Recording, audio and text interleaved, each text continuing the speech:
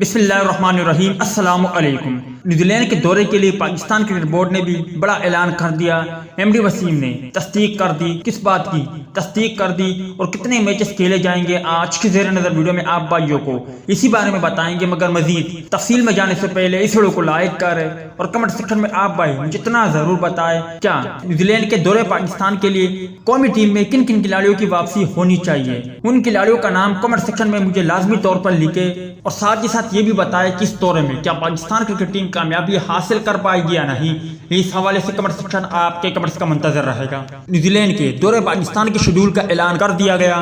کچھ عرصہ پہلے سوشل میڈیا پر خبر وائرل ہوئی تھی کہ بڑے ٹیموں میں سے کوئی بھی ٹیم پاکستان کا دورہ کرنے کے لیے رضامند نہیں ہے، جس کی وجہ سیکیورٹی نہیں بلکہ کورونا وائرس کو قرار دیا گیا تھا۔